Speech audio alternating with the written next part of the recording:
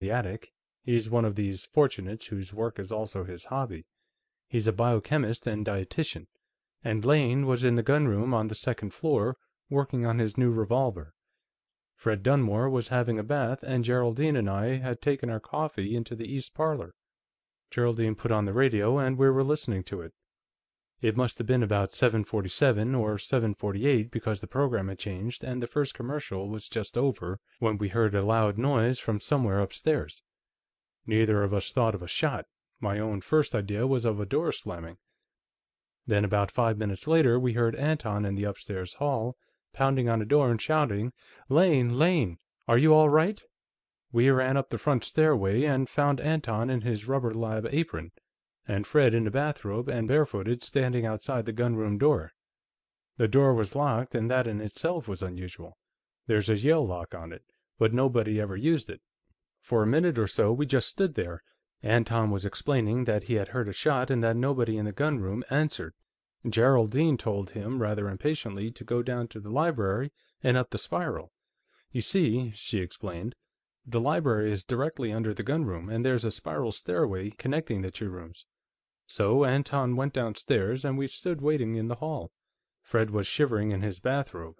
He said he'd just jumped out of the bathtub, and he had nothing on under it. After a while, Anton opened the gunroom door from the inside and stood in the doorway, blocking it. He said, "You'd better not come in. There's been an accident, but it's too late to do anything. Lane's shot himself with one of those damned pistols. I always knew something like this would happen." Well, I simply elbowed him out of the way and went in, and the others followed me.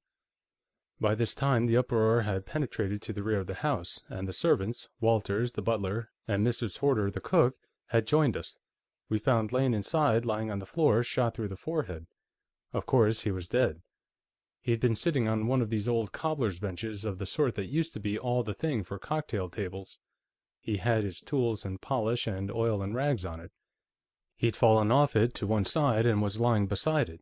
He had a revolver in his right hand and an oily rag in his left. "Was it the revolver he'd brought home with him?" Rand asked. "I don't know," she replied. "He showed me this Confederate revolver when he came home, but it was dirty and dusty, and I didn't touch it. And I didn't look closely at it once he had it in his hand when he was on the floor. It was about the same size and design, that's all I could swear to," she continued. "We had something of an argument about what to do. Walters, the butler, offered to call the police. He's English, and his mind seems to run naturally to due process of law. Fred and Anton both howled that proposal down. They wanted no part of the police. At the same time, Geraldine was going into hysterics, and I was trying to get her quieted down. I took her to her room and gave her a couple of sleeping pills, and then went back to the gunroom. While I was gone, it seems that Anton had called our family doctor, Dr. Yardman, and then Fred called Humphrey Goode, our lawyer. Goode lives next door to us, about 200 yards away, so he arrived almost at once. When the doctor came, he called the coroner, and when he arrived about an hour later, they all went into a huddle and decided that it was an obvious accident and that no inquest would be necessary. Then somebody, I'm not sure who, called an undertaker. It was past 11 when he arrived, and for once, Nelda got home early. She was just coming in while they were carrying Lane out in a basket. You can imagine how horrible that was for her. It was days before she was over the shock, so she'll be just as glad as anybody to see the last of the pistol collection." Through the recital, Rand sat silently, toying with the ivory-handled Italian fascist dagger of honor that was doing duty as a letter opener on his desk. Gladys Fleming wasn't, he was sure, indulging in any masochistic self-harrowing. Neither, he thought, was she talking to relieve her mind. Once or twice there had been a small catch in her voice, but otherwise the narration had been a piece of straight reporting, neither callous nor emotional. Good reporting, too, carefully detailed.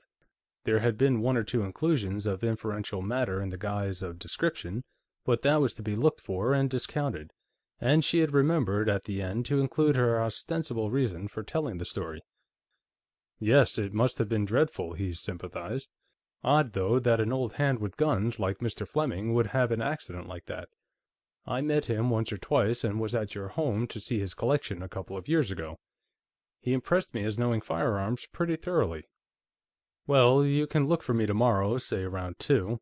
In the meantime, I'll see Goode, and also Gresham and Arnold Rivers." End of Chapter 1.